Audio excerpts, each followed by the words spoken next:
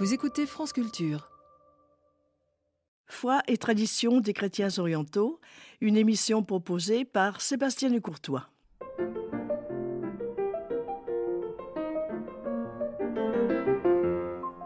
Bonjour, ce matin au micro de France Culture, nous sommes en compagnie de Claire Mouradian, chercheur au CNRS, et Anaïde Terminassian, que l'on ne présente plus.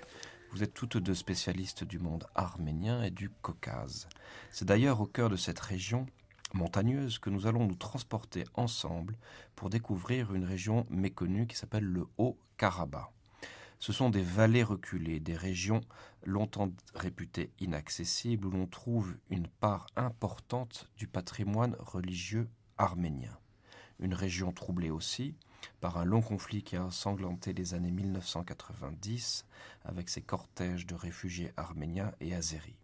Bonjour Claire, bonjour Anaïde. Bonjour. Peut-être Claire, commencerions-nous ensemble afin de situer sur la carte le Haut-Karabagh. Alors, on est au cœur du Caucase, peut-être devons-nous rappeler ce qu'on appelle le Caucase tout simplement, qui a été soviétique pendant plusieurs décennies et qui maintenant se retrouve au cœur d'une mosaïque de plusieurs pays. Alors, le Caucase est au départ une grande chaîne de montagnes avec des sommets de plus de 5000 mètres qui constituent un isthme entre Europe et Asie, enfin si tant est qu'on puisse séparer complètement ces deux continents dans cette région. Et donc, outre cette grande chaîne qui coupe les grandes plaines russes, où les grandes plaines russes se terminent et qui ouvre ensuite de l'autre côté du versant sud sur le monde persan, le monde proche-oriental. Vous avez aussi un petit Caucase, donc qui sont d'autres chaînes très compliquées, très enchevêtrées. Et le Haut-Karabagh se trouve donc au Caucase du Sud. C'est une dénomination qu'on préfère aujourd'hui à celle de Transcaucasie, qui était longtemps utilisée, mais qui traduisait une vision russe de la région. Donc dans ce Caucase du Sud, à l'extrémité orientale de ce qu'on appelle aussi le plateau arménien, qui représente le territoire historique de l'Arménie. Donc c'est la région à l'extrémité orientale des territoires dits historiques arméniens et qui ont à peu près les mêmes configurations géographiques avec des vallées enchevêtrées, avec des monts volcaniques, donc effectivement souvent inaccessibles, mais surtout inaccessibles de l'ouest, moins de l'est, d'où sont venues les routes des invasions. Donc est à la fois une forteresse montagneuse, d'où ce nom de Haut-Karabagh pour ces hautes régions, qui a connu l'un dans l'autre un peu la même histoire que le reste de l'Arménie, donc entre Est et Ouest, entre les empires d'Orient et d'Occident, qui a vu des dominations successives comme l'Arménie, des Perses achéménides, des Grecs, des Byzantins, des Arabes, des Ottomans, etc. C'est-à-dire des régions, si je vous comprends bien, qui sont sur des lignes d'achoppement en fait entre plusieurs mondes culturels. Oui, tout à fait, comme l'ensemble de la région d'ailleurs, qui a été bien sûr une zone, c'est une zone de montagne, on évoquait ces hauts sommets. Quelle altitude sommes-nous à peu près ? Au Karabakh, on est vers 3000 mètres, 3-4 000 mètres à peu près pour les sommets, mais les plateaux sont un peu moins hauts, il y a des vallées, voilà à peu près. La hauteur moyenne en Arménie, dans la République d'Arménie est de 1500 mètres. Yerevan est à 900 mètres d'altitude, c'est des hautes plaines. Mais pour le Haut-Caucase, le Grand Caucase, les sommets dépassent 5000 mètres. Et le principal col qui relie les territoires russes, la Russie historique, disons les plaines russes au Caucase du Sud, est à 3000 mètres. C'est la passe de Darial, donc vous voyez que les chemins sont compliqués. Mais donc il y a des vallées et des cours des fleuves qui permettent néanmoins de pénétrer cette région. Donc elle n'est pas totalement impénétrable, bien sûr. C'est une région qui a été découverte, alors là nous parlons du Haut-Karabagh, donc précisément pas du Caucase en général, mais le Haut-Karabagh a été redécouvert entre guillemets à partir de quelle époque ? Est-ce qu'on a des récits des voyageurs du 19e siècle par exemple ? Bien même avant, je veux dire, il y a des récits bien plus anciens, on parle du Caucase dans les historiens et les géographes antiques, donc ils sont passés par ces zones-là, tout le monde passé par là, Hérodote, Pline, etc. Donc la zone n'est pas du tout inconnue dans les temps anciens. Alors après la conquête russe qui intervient au XIXe siècle, mais qui est aussi le XIXe siècle, l'époque du tourisme généralisé, de la grande mode des récits de voyage, parfois vrais, parfois inventés. C'est-à-dire que certains voyageurs ne sont jamais sortis de leur chambre et ont repris des autres récits. Donc il y a davantage, bien sûr, de passages et de récits donc plus contemporains qui parlent de la région. Une province de l'Empire russe, sinon de l'Empire soviétique, jusqu'au début des années 90. Ensuite, une guerre terrible qui a duré, je crois, plusieurs années. Mais une culture essentiellement arménienne, alors. Alors, avant d'être une province... Une culture partagée, oui, dites-moi. Avant d'être une province russe, je disais, cette région a connu le sort des autres provinces de l'Arménie, donc a été toujours, comme l'Arménie, à des confins d'empires rivaux, donc parfois ayant assujetti, parfois sans souveraineté, parfois avec une souveraineté quand un des empires s'effondre. Donc il y a eu d'autres dominations que la russe. Il y a eu des vieilles dominations que j'évoquais, achéménides, voilà, persanes, les Arabes aussi sont venus, les Turcs, ensuite, les Mongols. Enfin, il y a eu toutes les. Voilà, vous prenez une chronologie oui, c'est un lieu de passage, des empires de cette région. Donc, bon. Mais ils ont été toujours aux marches de ces empires et du fait de leur situation un peu montagneuse, ils ont souvent été difficiles à conquérir complètement. Ils ont pu avoir une domination formelle. Les seigneurs de la région, souvent, comme dans ces hautes vallées ou dans d'autres régions de l'Arménie, comme le Sassoun ou le Zeytoun, pu conserver une petite autonomie locale. Les seigneurs ont pu être recrutés comme défenseurs des frontières pour ces empires, à défaut de pouvoir... Voilà. Un empire qui pouvait être musulman aussi. Tout à fait, à partir des Arabes, donc on a arrivé des musulmans, mais pas toujours. Bon, à l'époque persane, ça a été longtemps jusqu'à la conquête russe, c'est une région qui est sous domination persane. On oublie d'ailleurs que dans cette région, l'histoire, enfin on parle donc des Russes et des Ottomans, mais on oublie qu'il y a eu 25 siècles de domination ou d'influence persane iranienne, surtout le mot même de Karabakh. Alors, oui, alors, le Kara, ça peut être turc, mais enfin bon, une partie des dynasties iraniennes étaient d'origine turcomane à partir de l'arrivée des Mongols. Donc, les Séfévides étaient une dynastie turcomane. Donc, donc, en turc, ça voudrait dire le jardin noir, en référence aux forêts et aux forêts épaisses qui couvraient la région. Mais d'une façon générale, l'ensemble du Caucase, et en particulier le Caucase oriental, celui plus à l'ouest vers la mer Noire a été plutôt sous domination ottomane, aux époques byzantines puis ottomanes, mais a une influence iranienne jusqu'à l'arrivée des Russes. Alors les Russes arrivent très tôt en réalité dans la région. Les premières incursions des Russes dès la prise de Kazan et d'Astrakhan, donc Astrakhan c'est en 1556, le Khanat d'Astrakhan qui est à l'embouchure de la Volga sur la Caspienne, donc traverse très tôt la Caspienne pour construire les premières forteresses au milieu du XVIe siècle, au nord Caucase. Bon, il y a eu des avancées, des reculés en fonction aussi des événements en Russie, en fonction de des forces et faiblesses des empires rivaux, ottomans et séfévides. Mais la grande poussée russe date de Pierre Ier et surtout de Catherine II, à partir de la fin du XVIIIe siècle. Bon, ils mettent un certain nombre de décennies à conquérir la région, mais le Karabakh lui-même, le Khanat du Karabakh, donc à ce moment-là, c'était sous domination persane et les Persans avaient constitué un Khanat au XVIIe, XVIIe siècle, est conquis entre 1805 et 1813, avec le traité de Gulistan. Les Arméniens étant pris un petit peu en sandwich entre ces empires. Les Arméniens, dans toute cette histoire-là, mais comme les autres populations d'ailleurs locales, ont été perpétuellement prises en sandwich. Alors on a ce phénomène, justement, on parle du Haut-Karabakh et de la population arménienne du Haut-Karabakh, parce qu'à chaque vague d'invasion, on a une espèce de... Donc les populations les plus faibles ou les plus anciennes, suivant le cas, remontent un peu dans la montagne pour se protéger. Donc les conquérants occupent la plaine, qui est plus fertile. Et donc la population arménienne s'est concentrée de plus en plus sur les hauteurs. Et le Bas-Karabakh, les plaines étant occupées par les envahisseurs, avec d'ailleurs des relations économiques constantes et des problèmes d'ailleurs qui ne sont pas simplement des conflits d'ordre nationaux ou religieux, mais qui peuvent être des conflits entre éleveurs et agriculteurs, entre sédentaires et nomades, autour des zones de pâturage, autour de l'eau, bien sûr. Les adductions d'eau. Et alors en général, celui qui détient le pouvoir de distribuer l'eau et donc celui qui a un pouvoir politique et qui distribue l'eau a une espèce de droit de vie et de mort sur les uns les autres, parce qu'il fait payer cette eau, ou il assujettit. Donc il y a des dimensions aussi liées à la topographie, effectivement, et à l'histoire des passages. Donc dans tout le Caucase, vous avez des espèces de couches géologiques de population. C'est pour ça qu'il y a toutes ces populations entremêlées.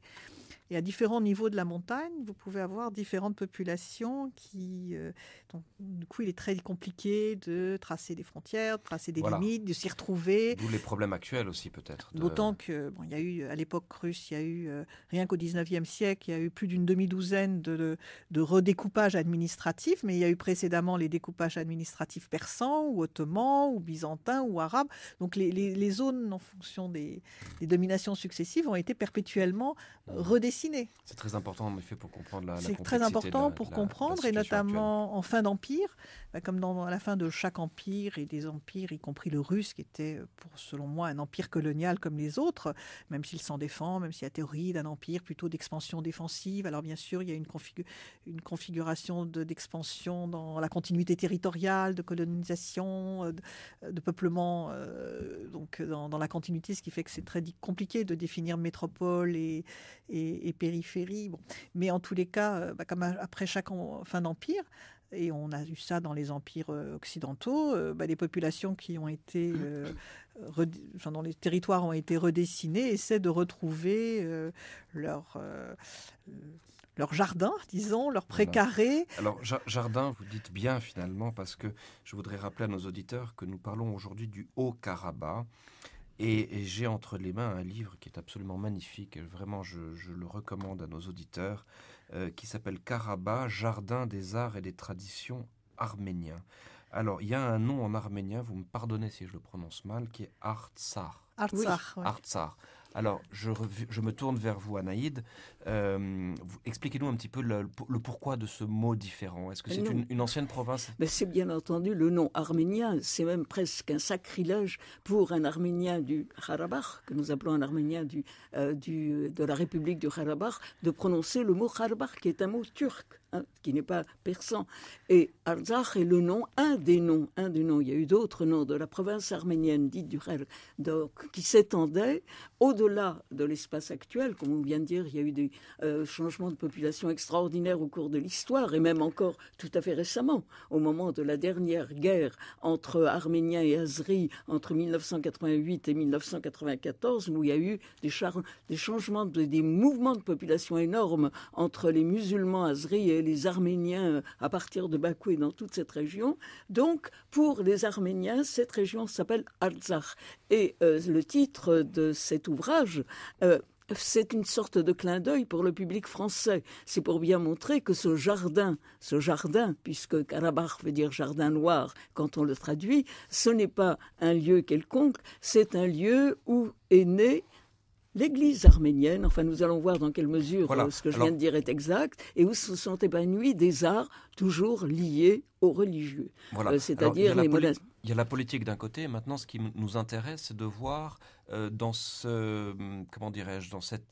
imaginaire, dans cette construction historique du Karabakh, pourquoi religieusement c'est important. Alors, religieusement, c'est important parce que l'expansion, il y a des populations arméniennes qui vivent au-delà, au nord de cette rivière qui s'appelle le Kour, la Koura, qui passe par la Géorgie et qui sépare aujourd'hui l'Azerbaïdjan de la Perse, enfin de l'Iran actuel. Et dans cette région qui s'appelait, au nord de la Koura, l'Akhouani, ou qu'on appelle aussi l'Albanie du Caucase. Qui n'a rien à voir avec l'Albanie de Méditerranée. Rien à voir, mais qui est le pays et le peuple ancêtre des Azeris actuels, de l'Azerbaïdjan actuel. Cette région a été christianisée jusqu'à un certain point, jusqu'à une certaine distance, par les Arméniens dès le IVe siècle. C'est-à-dire Saint Grégoire l'Illuminateur, qui est considéré comme l'apôtre, je mets des guillemets au terme apôtre, de l'Église arménienne, celui qui va convertir le roi et l'amener à faire de l'Arménie le premier État chrétien en tous les cas du monde oriental, Saint Grégoire l'Illuminateur va lui-même christianiser cette région, l'Arzach, va pousser une pointe au-delà de la Koura, c'est-à-dire va pénétrer dans cette région qui s'appelle la Rouhani, va la christianiser. J'insiste là-dessus parce que l'Azerbaïdjan, les Azeris actuels, ont donc jusqu'au 7e siècle des ancêtres qui ont été bel et bien des chrétiens. Et dans cette région, il va créer ce qu'on peut appeler le premier monastère arménien, dans une région qui est au sud de l'Arzach, à Amaras, lieu où son petit-fils, alors Grégoris, qui lui est véritablement l'apôtre, celui qui a christianisé l'ensemble de la région, qui va être martyrisé en 389, dont les reliques sont ramenés un siècle après dans ce lieu que j'ai appelé le monastère d'Amaras, où on va construire le premier monastère, cette fois-ci, j'utilise le terme pour désigner un monument archéologique, enfin un monument, le premier monastère. Qui existe toujours, que j'ai vu à l'état de ruine en 1994, juste après la cessation des hostilités, mais sur les ruines sur lesquelles on a relevé aujourd'hui une église sur le modèle de celle qui existait au XIXe siècle après la conquête russe. Parce qu'après la conquête russe, cette région a reconnu un regain de christianisation. Ça, c'est assez facile à expliquer. Donc, cette région a subi aussi un deuxième choc culturel. C'est-à-dire qu'après la christianisation de Saint-Grégoire, lorsqu'au 5e siècle, Mesrop Mashtots, alors le saint qui a donné aux Arméniens leur alphabet, Mesrop Mashtot est censé être allé dans cette région et avoir apporté non seulement l'alphabet arménien, donc dans le premier monastère d'Amaras, mais d'avoir poussé une pointe au-delà de la Koura et d'avoir doté les Arhuan d'un alphabet qui a disparu, mais dont on vient de trouver l'existence grâce à un palimpseste qui se trouve à Tiflis et dont un des découvreurs a été le professeur Jean-Pierre Maé. Bon, donc là, les Arméniens ont apporté quelque chose de réellement tangible, c'est-à-dire en ayant doté ce pays d'une religion et d'un alphabet, on est passé tout de suite à l'action la plus importante qui consiste à traduire les évangiles, puisque les Arméniens ont été surtout des traducteurs et des illustrateurs des évangiles. Donc, alors à partir de ce moment-là, on peut faire une liste des monastères qui existent encore dans l'Arzach, mais il faudrait peut-être faire un bilan. Ce bilan, il est peut-être exagéré, mais selon l'église arménienne du Karabakh, dont l'archevêque est un personnage tout à fait haut en couleur, dont malheureusement je ne peux pas montrer le portrait aux éditeurs, Monseigneur Barkev. Je vois une très très belle barbe et un regard très austère. Qui est surtout une espèce de mélange de Mesrop Mashtot et de Karl Marx, mais qui est un moine combattant. Selon lui, lorsque les Russes sont arrivés dans la région, il y avait en Arzach 1736 églises et monastères. Je pense que le terme est tout à fait exagéré, mais il devait y avoir des lieux de culte divers disséminés dans les montagnes. Au 19e siècle, certainement. 19e, lorsque les Russes sont arrivés. Bon. Alors, il faut insister sur une chose très importante. À l'époque soviétique, c'est-à-dire à partir du moment où a été créée la région du Haut-Karabakh, du Haut-Karabakh, c'est-à-dire la région autonome du Haut-Karabakh. La région autonome du Haut-Karabakh, il y a eu un double mouvement de déchristianisation poussé à la fois par les autorités soviétiques, au nom de Marx et de l'athéisme, et aussi par les autorités azeries qui, tout en ne se réclamant pas de l'islam, ont quand même pratiqué une politique anti-chrétienne extrêmement efficace. Et puisque nous allons évoquer d'ici peu la mémoire de Jean-Michel Thierry, je tiens à dire que moi, la première fois que j'ai entendu parler des églises au Karabakh, cette fois-ci, et on ne disait pas l'Arzach, dans les années 70, à Paris, c'était à la suite d'une mission de Jean-Michel et de Nicole Thierry au Karabakh, qui avait obtenu des autorités soviétiques la possibilité de visiter le pays, de photographier des ruines, de monter des plans et des cartes. Et c'est là que nous avons découvert que ce pays était couvert de ruines de monastères et d'églises. Alors, aujourd'hui, aujourd'hui, les monastères et les églises, on peut en faire la liste. Il en resterait combien à peu Il près en resterait une vingtaine de monastères, de lieux dits monastiques. habités. Une vingtaine, mais dans un état plus ou moins délabré. Le plus extraordinaire restant, le monastère de Kanzak, qui est au cœur, alors cette fois-ci de l'Arzakh, sur une montagne, et qui date du XIIIe, XIVe siècle, du XIIe au XIVe siècle, qui est la grande période, alors la grande période artistique du Karabakh, j'utilise ce terme pour ne pas dire Arzakh, tant du point de vue de la production architecturale, des khatchkars, sur lesquels je vais parler dans un instant, et des miniatures dont la plupart aujourd'hui se trouvent dans le Madenatan de Yerevan, dont il a déjà été question dans des émissions précédentes. Voilà, donc la grande bibliothèque de Yerevan dont nous avons parlé. Alors, est-ce que vous m'accordez une petite minute Claire, est-ce que vous pouvez nous dire en 2 phrases comment va-t-on au Karabakh géographiquement, c'est lié avec l'Arménie. Il y a un couloir, je crois, qui permet de circuler. Je dis ça pour nos auditeurs qui voudraient y aller. Alors, le Karabakh est actuellement une république qui a proclamé son indépendance il y a 20 ans, en même temps que les autres républiques issues de l'ex-URSS. Oui. Mais c'est une indépendance qui n'est pas reconnue par les États, et en particulier pas par l'Azerbaïdjan dont ils veulent se séparer. Voisin. Donc la seule possibilité pour s'y rendre est d'aller jusqu'à Yerevan et de là de prendre soit on prend des bus. On prend soit des bus, soit il y a des petits avions, soit des taxis pour se rendre dans la région. Il y a je crois les visas sont délivrés sur place à Yerevan, mais je ne sais pas si il y a un bureau du Haut-Karabakh à Paris, donc qui n'a pas vraiment un statut de représentation diplomatique, mais qui en fait lieu.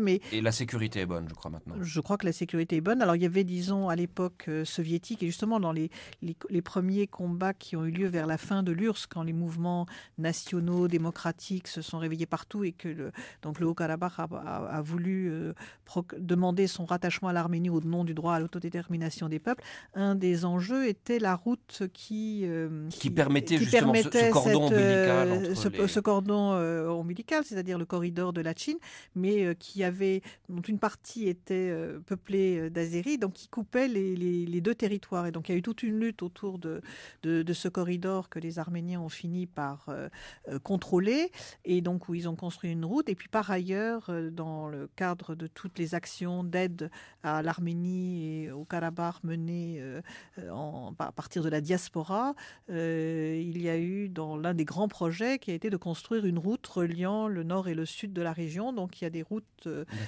nouvelles qui ont été construites qui permettaient les liaisons. D'ailleurs, qui était compliqué par le fait que c'est une zone de montagne, donc les circulations sont, comme dans toutes les zones de montagne, plus difficiles qu'en plaine. Et puis, d'une certaine façon, une des plaintes des Arméniens était que pendant toute la période soviétique, justement du fait de cette politique menée par Bakou, donc Anaïd vient de parler de la politique de décristallisation, mais il y avait une politique aussi de sous-développement, entre guillemets, entretenue de la région, dans laquelle on investissait peu, pour sans doute d'une certaine façon encourager les gens un peu à partir. Voilà. Anaïd, sur les Hatchkars, s'il vous plaît, qu'est-ce que nous trouvons comme... Alors, les Hatchkars, ça veut dire croix-pierre. C'est quelque chose de très original qui est vraiment significatif de la dévotion populaire arménienne. Ce sont des plaques de pierre dressées qui ont entre 1,50 m et 3 m de haut, qui sont tournées vers l'est, mais dont la partie occidentale est travaillé par de la sculpture. Et le plus ancien Khatchkar que nous connaissons précisément, c'est le Khatchkar de Metz Mazrik qui date de 881, qui a été trouvé au sud du lac de Van et qui faisait partie à l'époque du domaine des princes d'Arzakh. Parce que le Karabakh a aussi fait partie du royaume d'Urartu. Enfin, comme Claire l'a dit tout à l'heure, c'est une histoire extrêmement compliquée. Et ces Khatchkars ont connu une évolution au cours des siècles, jusqu'au même 21e siècle, parce qu'au moment où je vous parle, il y a des tailleurs de Khatchkars au Karabakh et à Yerevan, comme il y a, à ma connaissance, un tailleur de Khatchkars à Tours, en qui France, a fait donc école, chez nous. Et je vous rappelle aussi au passage que la diaspora arménienne, en tous les cas en France, a couvert les villes françaises de Khatchkars pour commémorer le génocide arménien. Alors ces Khatchkars sont des objets de dévotion absolument magnifiques. Ce sont des monuments qu'on élevait dans les cimetières, mais ce sont aussi des monuments commémoratifs, comme je viens de vous le dire, et ces Kachrar ont connu des sorts terribles. Par exemple, Nakhitchevan, qui aujourd'hui fait partie de l'État d'Azerbaïdjan, de la République d'Azerbaïdjan, qui était une région largement peuplée d'Arméniens jusqu'en 1917-18, il y avait là, au bord cette fois-ci de l'Arax, l'Arax c'est une rivière affluente de la Koura qui va se jeter dans la Caspienne, il y avait un véritable immense cimetière de Khachkar à Djoulfa. Et les autorités azéries, à coup de bombardement, au sens propre du terme, ont détruit ces cimetières de Khachkar, le dernier en 2004, il y a seulement quelques années. Oui, on a vu des images terribles de cet événement. Une histoire compliquée qui est devenue limpide grâce à vous deux. Merci beaucoup Anaïd, merci beaucoup Claire. Je voudrais juste rappeler le livre dont nous parlons ce matin, Jardin des arts et traditions arméniens, le Haut-Karabakh, paru aux éditions Somoji, édition d'art. Voilà, information que vous retrouverez sur le site internet de France Culture. Je remercie Olivier Dupré, Brigitte Mazière pour la réalisation de cette émission. Ne nous quittez pas, nous retrouvons le service protestant et Michel Schaeffer. Merci.